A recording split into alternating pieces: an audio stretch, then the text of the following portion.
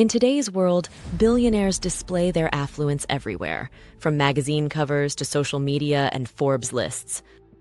But history reveals a startling truth. Some of the richest people who ever lived weren't tech founders, oil tycoons, or Wall Street legends. They were criminals. These men and women established empires founded on drugs, racketeering, extortion, and fraud, creating fortunes so enormous they rivaled entire national economies. They didn't merely engage in crime. They were the entrepreneurs of the underworld, innovators in smuggling, money handling, and laundering. They resided in opulent mansions, flew in private jets, commanded personal armies, and enjoyed lavish parties in ways even the wealthiest celebrities could not envision. Yet, they underscore one harsh reality: wealth without legitimacy is inherently fragile. Welcome to Trillion Dollar Empire, your guide to wealth, power, and the secrets of the financial elite. In this video, we will unveil the 10 richest criminals in history, their vast empires, extravagant lifestyles, their inevitable downfalls, and the lessons that the ultra-wealthy glean from their tales. Stay tuned for a bonus criminal whose paper wealth sent shockwaves through the global financial system, proving that not all fraudsters wield guns to be formidable. Number 10, Al Capone, the original mob boss. We begin with the man who became the face of organized crime. Al Capone turned Prohibition-era Chicago into his personal kingdom. Through alcohol smuggling, gambling operations, and overseeing protection rackets, Capone amassed an estimated $100 million annually during the 1920s, equivalent to over $1.5 billion today. Capone lived a life of extravagance. He sported silk suits, lavish diamond jewelry, and hosted extravagant gatherings in his luxurious Miami estate, complete with bulletproof windows and secret escape routes. He wielded power over politicians, police officials, and judges. While his wealth secured influence, it did not grant him legitimacy.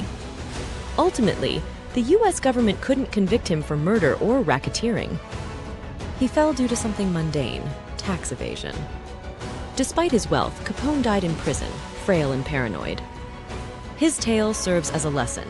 Money without legal protection is a ticking bomb waiting to explode. Number 9, Frank Lucas, the American gangster. Now picture Harlem in the 1960s.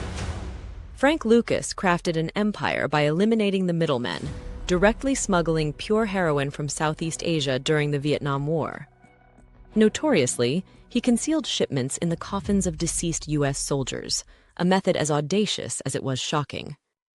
At his zenith, Lucas boasted earnings of $1 million daily, with a net worth estimated at about $52 million in cash, alongside various properties and international investments. He dressed stylishly, drove luxury Cadillacs, and extravagantly displayed his wealth, most famously in a $100,000 chinchilla coat and matching hat at a Muhammad Ali match. That coat caught the attention of the FBI, marking the beginning of his decline. The ultra-rich know when to step into the spotlight and when to retreat. Lucas's error? Mistaking wealth for visibility. His empire crumbled because flashy luxury attracts enemies. Number 8, Griselda Blanco, the cocaine godmother. In the 1970s and 80s, Griselda Blanco reigned as one of the most feared figures in Miami's fierce cocaine wars. Dubbed the Black Widow, she revolutionized smuggling routes from Colombia to the U.S., raking in $80 million monthly at her peak. Her net worth skyrocketed to over $2 billion. Blanco lived like a queen. She accumulated mansions, diamonds, and even schemed audacious crimes, such as kidnapping billionaires' children for ransom.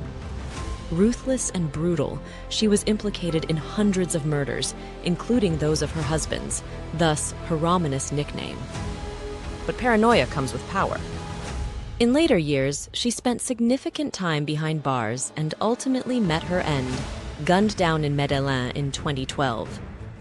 Her story serves as the ultimate warning. Wealth can buy castles, but it cannot guarantee life. Number 7, Meyer Lansky, the accountant of the mob. In contrast to flamboyant mobsters, Meyer Lansky mastered the art of staying under the radar. Known as the mob's accountant, Lansky oversaw the financial dealings of the American mafia for decades. He excelled in money laundering, establishing offshore accounts in Switzerland, Cuba, and the Bahamas before it became a trend. By the 1960s, Lansky's estimated net worth reached $400 million, worth more than $3 billion today. He owned casinos, hotels, and legitimate businesses worldwide. He never drove flashy cars or flaunted mink coats. He understood what the ultra-wealthy know. The real power isn't in guns or suits, it's in understanding how money works and moving them quietly across borders. When the U.S. sought to indict him, they uncovered almost nothing tied directly to him. That's the mark of true financial sophistication, owning everything while leaving no trace back to yourself. Number 6. Amado Carrillo Fuentes, the Lord of the Skies. Fast forward to Mexico in the 1990s. Amado Carrillo Fuentes, leader of the Juarez cartel, earned the nickname Lord of the Skies because of his innovation, a fleet of private jets used to transport cocaine into the United States. At his peak, Amado's wealth ballooned to $25 billion. He constructed mansions interlaced with underground tunnels, acquired entire neighborhoods, and bribed politicians and law enforcement at every level. His riches and influence made him nearly untouchable. However, even vast wealth couldn't gift him a second chance. In 1997, he died during plastic surgery meant to change his appearance and escape law enforcement. His story is proof that wealth without security is just a gilded cage. Number 5. Dawood Ibrahim, India's shadow banker. Shifting from Mexico to Asia, we meet Dawood Ibrahim, the head of the D Company, known as India's most infamous criminal. Starting with smuggling and extortion, he later ventured into drug trafficking, terrorism, and money laundering on an international scale. Ibrahim's fortune is estimated between $6 and $7 billion, dispersed across properties in Dubai, luxury hotels, and obscure enterprises. He reportedly owns stakes in legitimate companies, using them as facades for laundering illicit funds. Today, he remains one of the world's most wanted individuals, living in the shadows. His tale reveals a vital lesson. True power isn't solely cash, it's connections. Wealth combined with influence and connections can keep you invisible for decades. Number 4. Semyon Mogilevich, the Brainy Don. The FBI considers him the most dangerous mobster globally. Semyon Mogilevich, a Russian mafia leader, built his wealth through arms trafficking, gas trades, and global financial fraud. Unlike flamboyant drug lords, Mogilevich worked like a CEO. He invested in banks, factories, and energy enterprises, extending his reach across Eastern Europe and beyond. His wealth might be estimated at $10 billion, but his true menace lies in his intellect.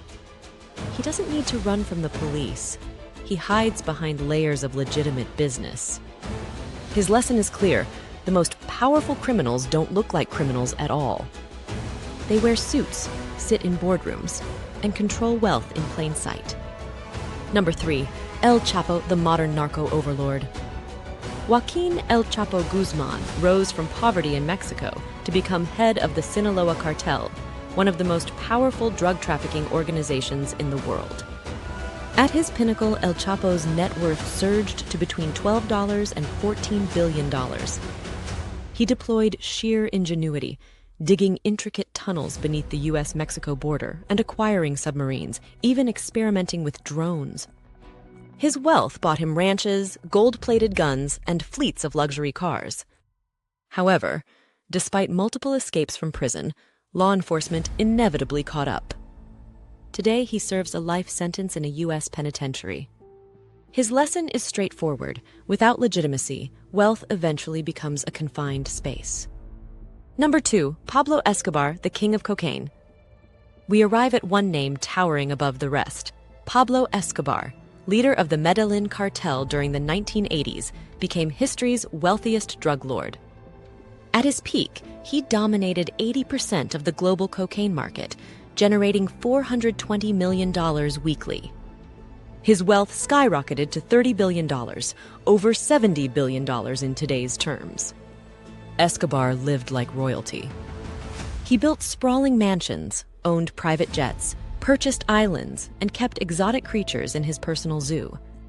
Famously, he burned $2 million in cash to warm his daughter on a cold night. He even proposed to erase Colombia's national debt in exchange for immunity, yet money failed to shield him.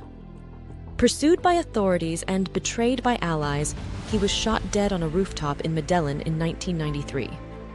His empire collapsed in an instant.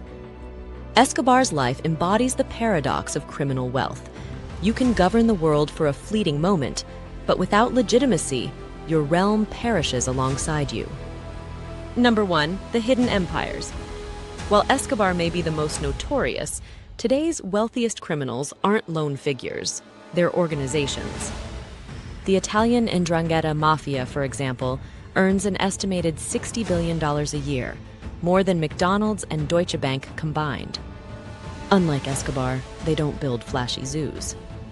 They invest in shipping companies, banks, and legitimate industries, disappearing into respectability.